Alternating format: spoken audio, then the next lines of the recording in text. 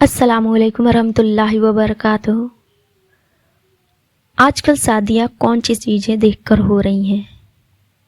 इस वीडियो को आप आखिर तक ज़रूर सुनिएगा। अगर आप भी चाहते हैं कि आपकी ज़िंदगी में खुशहाल या शादी के बाद रहें तो इस वीडियो को पूरा आखिर तक ज़रूर देखिएगा। आजकल शादियाँ नौकरी या डिग्रियाँ देखकर ही हो रही हैं।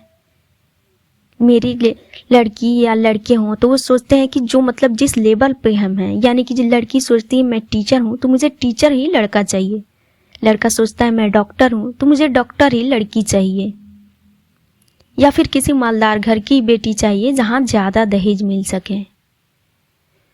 याद रखिए, इसी वजह से घर बर्बाद हो रहे हैं। छोटी छोटी बातों पर ही तलाक की बात आ जाती है, क्योंकि ज़रूरी नहीं है जो डॉक्टर है वो अच्छा शौहर भी हो। ये ज़रूरी नहीं कि जो टीचर है वो अच्छी बीवी भी हो सके। ऐसा नहीं है। अगर आप किसी गरीब की बेटी है, दीनदार है, अच्छे अखलाक वाली है, फिर भी किसी को गरीब की बेटियां नहीं चाहिए। सबको मालदार की बेटियां चाहिए, चाहे वो जैसे भी हो, उससे फ़र्क नहीं पड़ता।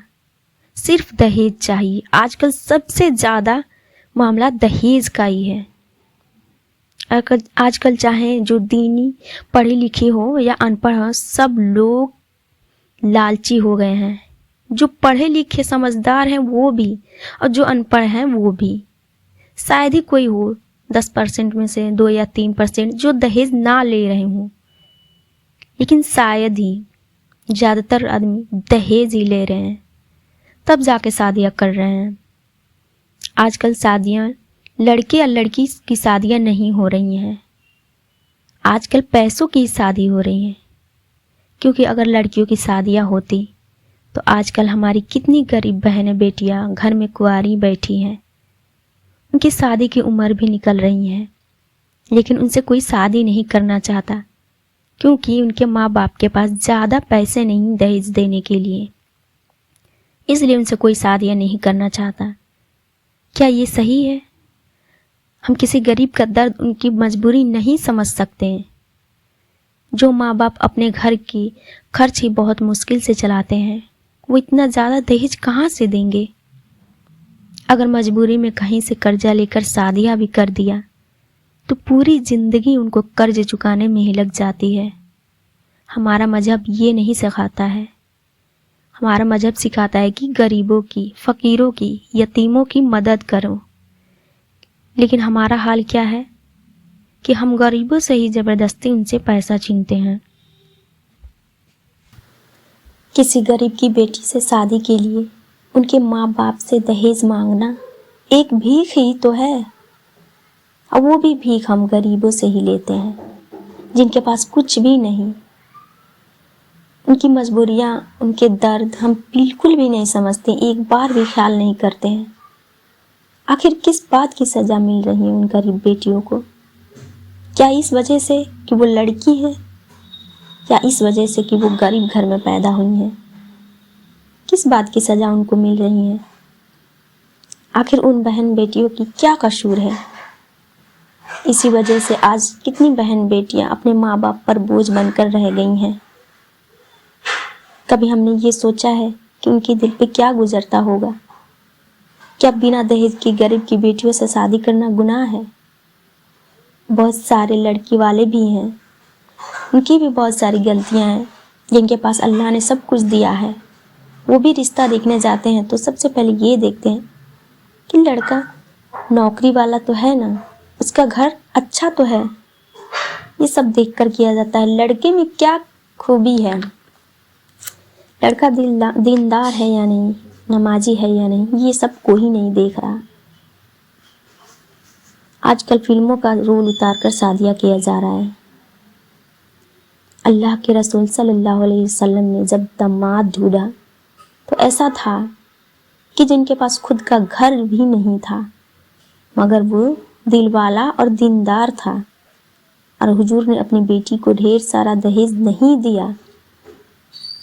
अगर वो चाहते तो अपनी बेटी के लिए कितना सारा मालो दौलत देते, लेकिन उन्होंने ऐसा नहीं किया, क्योंकि कहीं अगर कोई माँ बाप गरीब हो और उनकी बेटियों को जब शादी हो तो उनको कोई परेशानी ना हो, कोई ये ना कहे कि हुजूर ने अपनी बेटी को इतना सारा माल और दौलत दिया था इसलिए हमें भी चाहिए।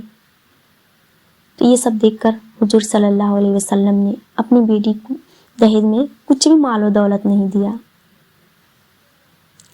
इसलिए जब भी रिश्ता ढूंढे तो दौलतमंद ना ढूंढे, ये देखे कि लड़का दीनदार है नहीं, उसके अखलाक देखें, उसकी सूरत ना उसकी सीरत देखें।